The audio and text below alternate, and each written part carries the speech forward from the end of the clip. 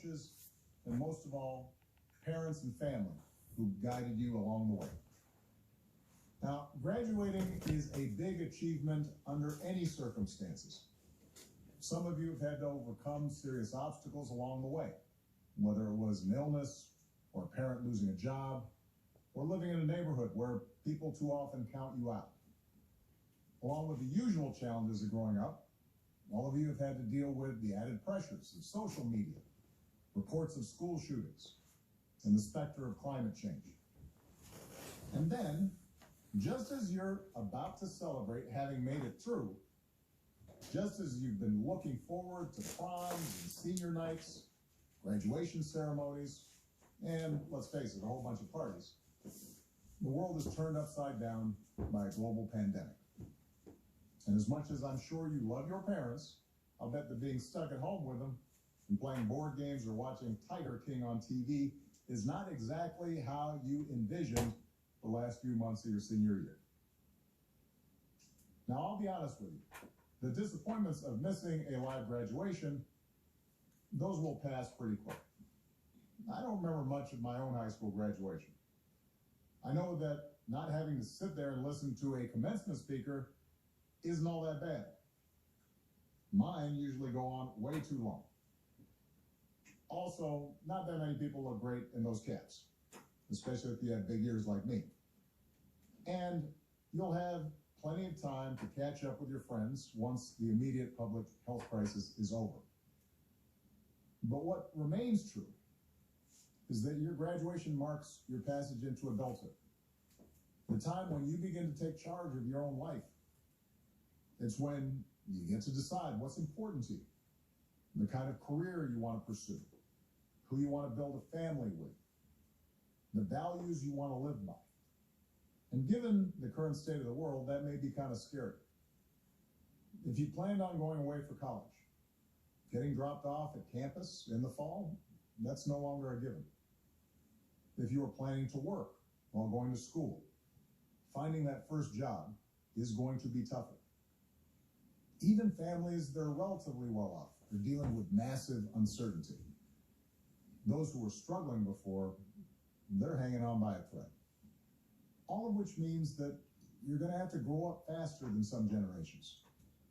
This pandemic has shaken up the status quo and laid bare a lot of our country's deep-seated problems, from massive economic inequality to ongoing racial disparities to a lack of basic health care for people who need it. It's woken a lot of young people up to the fact that the old ways of doing things just don't work.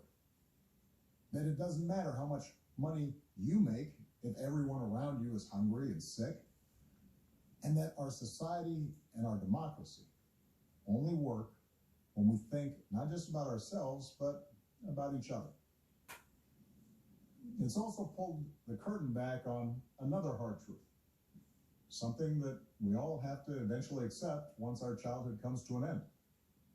You know, all those adults that used to think were in charge and knew what they were doing, turns out they don't have all the answers. A lot of them aren't even asking the right questions. So if the world's going to get better, it's going to be up to you. That realization may be kind of intimidating, but I hope it's also inspiring.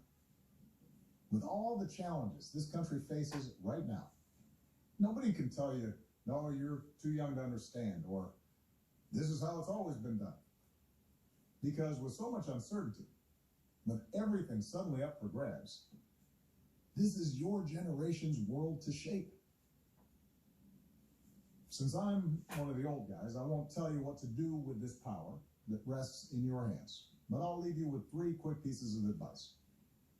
First, don't be afraid. America's gone through tough times before. Slavery, civil war, famine, disease, the Great Depression, and 9/11. And each time, we came out stronger. Usually because a new generation, young people like you, learned from past mistakes and figured out how to make things better. Second, do what you think is right. Doing what feels good, what's convenient, what's easy, that's how little kids think. Unfortunately, a lot of so-called grown-ups, including some with fancy titles and important jobs, still think that way, which is why things are so screwed up. I hope that instead you decide to ground yourself in values that last, like honesty, hard work, responsibility, fairness, generosity, respect for others. You won't get it right every time. You'll make mistakes like we all do. But if you listen to the truth that's inside yourself, even when it's hard, even when it's inconvenient, people will notice. They'll gravitate towards you.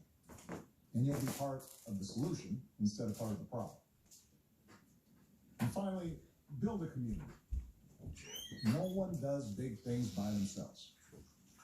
Right now, when people are scared, it's easy to be cynical and say, let me just look out for myself, or my family, or people who look or think or pray like me. But if we're going to get through these difficult times, if we're going to create a world where everybody has opportunity to find a job and afford college, if we're going to save the environment and defeat future pandemics, then we're going to have to do it together.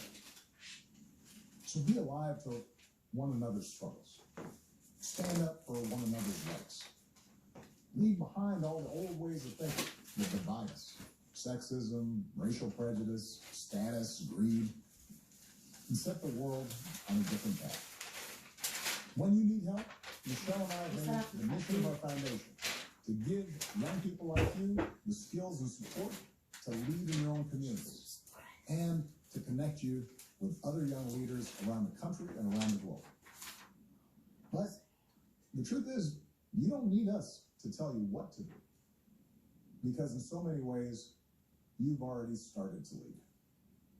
Congratulations, class of 2020. Keep making us proud. Thank you to President Obama and to all the educators, community leaders, talented artists, family members,